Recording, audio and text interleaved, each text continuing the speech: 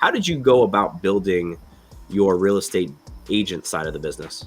Yeah, for me, I leaned heavily on my sphere of influence. One thing that I've been fortunate is I have a pretty large group of people around me, and we affiliate ourselves with. I was not an agent looking back that picked a community and put an invisible fence around it and said, "This is my neighborhood." I never did it that way. I said, "These are my group of people, and I'm going to organize events and items and anything that they needed in real estate, even if it wasn't to buy or sell." It was like, call me. I know of someone that can cut your grass or paint this. So I became the resource, I think, for all of our group of friends. And then part of it was a networking. I have always networked. I've always done happy hours, and I always invited everyone.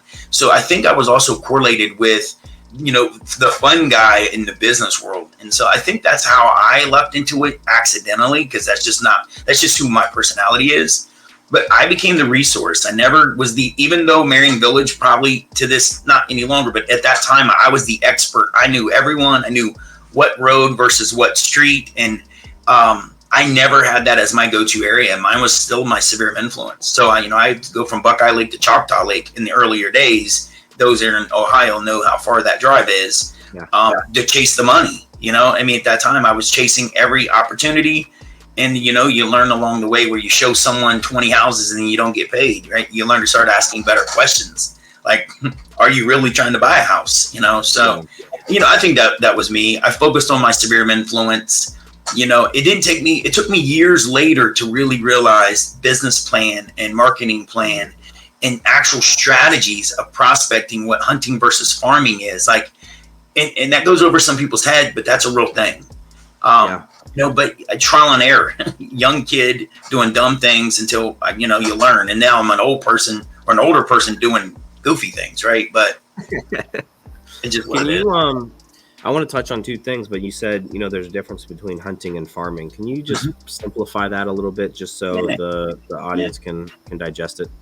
Absolutely. So a couple ways to think of hunting and versus farming is think about a farm. You put seed in the ground, you grow water, hoping that in the fall or spring when that crop is to be grown, grows, right? You don't want flooding or something that tears it out. So it's a slow process. Farming, it could be like postcards.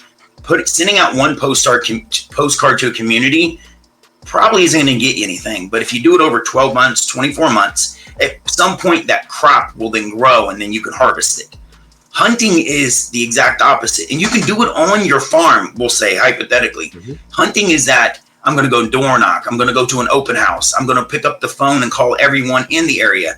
And the real benefit is when you combine the hunting and farming. So when you say community A is my farm, I'm going to send postcards. I'm going to know everything about it. The highest price versus the lowest price. What's the, absorption rate in that neighborhood? And then you can also then hunt in that, right? Then you go in there and you start door knocking and door hanging and doing socials. But it's the process where you can almost predict better hunting than you can farming because the outcome is based on your effort. If I go door knock 1,000 homes, there's a probability of getting a client out that's pretty good. Farming, it doesn't happen that way because first, they don't know who you are and who knows what happens in those neighborhoods. So hopefully that's the short version of what I could say there. No, I love it. There's a video that I always go to on YouTube and as humans, and I think, one of the things I always try to get across to people is, it doesn't matter where you're at in the business. We all go through the same things, right? Like, you have a brokerage. I have a large team that competes with some brokerages in size. And, I always tell agents, like, it doesn't matter where you're at. We're all going through the same stuff. We all experience the same things. It's just at a different scale. But there's always this video I reference if I'm ever in a slump when it's like, man, I don't want to prospect, or man, I know I'm doing the right thing and I'm not getting the right results. It's Jim Rohn, The Seed and the Sower on YouTube. And it talks about the farming reference that you just mentioned. It's about 11 minutes, 12 minutes. And just keep farming because eventually that seed will land on fertile ground and the crop will come, right? But along the way, there's going to be a lot of things that happen that, are going to not bring you the results that you're trying to get.